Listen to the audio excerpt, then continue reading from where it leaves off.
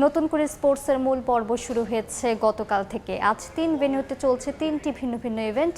Mirpur indoor স্টেডিয়ামে শুরু হয়েছে কাবাডি। সেখানে আছেন আমাদের রিপোর্টার রাফি আমিন। সরাসরি যোগ দিচ্ছি তার সঙ্গে।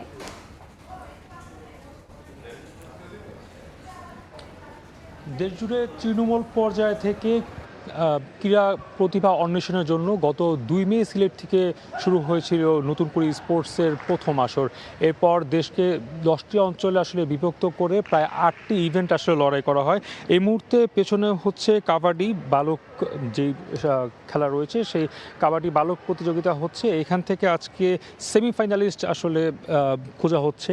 আগামীকাল কাবাডির সেমিফাইনাল অনুষ্ঠিত হবে। সেই সেমিফাইনালের আগে আজকে কোয়ার্টার ফাইনালে লড়ছে 10টি অঞ্চলে যে দলগুলো রয়েছে তারা।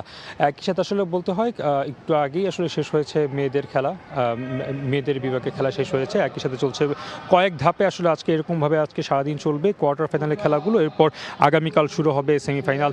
একই সাথে কিন্তু বলতে হয় শুধুমাত্র কাবাডি না, একযোগে কিন্তু আসলে একদম যে 2 তারিখ থেকে আসলে মানে 2 মে থেকে যে শুরু হয়েছিল যেই লড়াইটা, সেটা কিন্তু জেলা, উপজেলা এবং এরপর বিভাগীয় পর্যায়ের খেলাগুলো শেষ হওয়ার পর গত 20 জুলাই কিন্তু চূড়ান্ত পর্বের যে খেলাটা সেটা শুরু হয়েছে। এবং শুরু হয়েছিল ক্রিকেট দিয়ে। একই সাথে এরপর বলতে হয় 21 তারিখে সুইমিংয়ের যে লড়াই সেটা হয়েছিল, সেটা সমাপনী হয়েছে ইতিমধ্যে। এরপর আজকে থেকে কিন্তু ফুটবলের লড়াইটাও শুরু হয়ে গেছে এবং আগামীকাল শুরু হবে ব্যাডমিন্টন। এবং এই সব কিছু মিলে কিন্তু আসলে বলতে হয় যে আগামী 27 তারিখ পর্যন্ত এই চূড়ান্ত পর্বের লড়াইটা চলবে এবং চূড়ান্ত পর্বের লড়াইটা 27 তারিখে শেষ হবে আর্মি স্টেডিয়ামে। যেদিন সমাপনী অনুষ্ঠানে প্রধানমন্ত্রী তারেক রহমান তিনি উপস্থিত থাকবেন। তিনি উপস্থিত থেকে এই প্রথম আসরের যে খেলা সেটার আসলে সমাপনী তিনি আসলে ঘোষণা করবেন। একই সাথে যারা এই আসরে অংশগ্রহণ করেছিল প্রথম আসরে তাদেরকে কিন্তু তিনি পুরস্কৃত করবেন।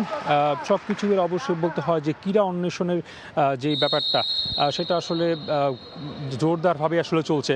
এবং একই সাথে আসলে বলতে হয়, শুধু ক্রিকেটের কথা বলছিলাম, আমরা যদি আসলে বলি যে মিরপুর স্টেডিয়ামে কিন্তু কিছুক্ষণ আগেও আমরা যখন ছিলাম মিরপুর স্টেডিয়ামে, সেখানে কিন্তু কোয়ার্টার ফাইনাল হচ্ছিল ক্রিকেটের। এবং সেখানে আমরা দেখেছি কিছুক্ষণ আগেই যে ঢাকা কুমিল্লাকে 10 উইকেটে হারিয়ে রংপুর তারা কিন্তু সেমিফাইনালে উঠেছে।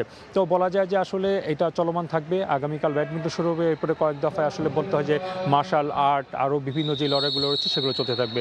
তো নতুন করে নিয়ে এই ছিল আমার সর্বশেষ।